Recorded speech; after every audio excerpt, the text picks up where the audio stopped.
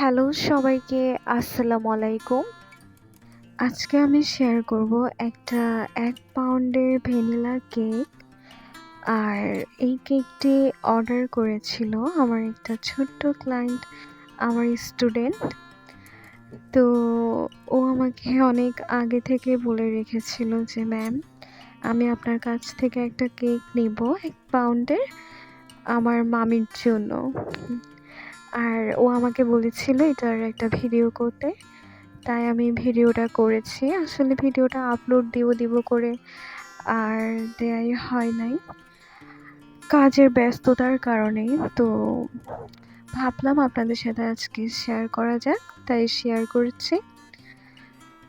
তো এটা ও আমাকে বলেছিল পিঙ্ক কালারের থিমে করতে, কারণ ওর মামির নাকি পিঙ্ক কালার অনেক পছন্দ।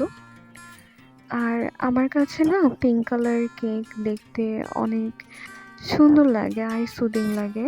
তো এটা আমি পিঙ্ক কালারের মধ্যে বানিয়েছি কেকটা।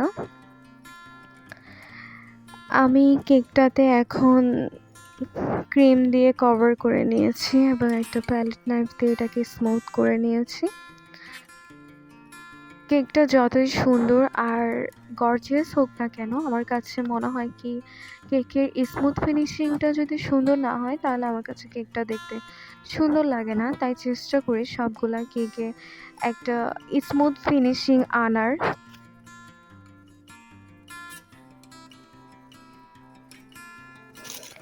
আমি সাইডে যতটা স্মুথ করেছি, উপরে কিন্তু আমি অত বেশি স্মুথ করিনি, কারণ আমার রেফারেন্স পিকচারে ছিল পুরাটা উপরে রোজ দিতে হবে। আর দেখতেই পাচ্ছেন আমি কিন্তু এখানে পুরাটা রোজ দিয়ে ভরিয়ে ফেলবো, আর যার কারণে আমি অতটা স্মুথ করিনি।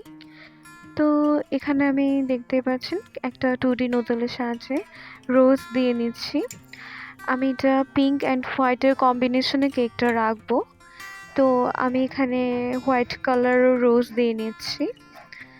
তো আমার কেকের ডেকোরেশনটা শেষ, আর আমি কিছুটা বাটারফ্লাইও দিয়ে নিয়েছি। এই তো আমার কেকের ফাইনাল লুক। আপনাদের কাছে কেমন লেগেছে আমাকে অবশ্যই জানাবেন, আর কমেন্টে অবশ্যই বলবেন। ধন্যবাদ সবাইকে।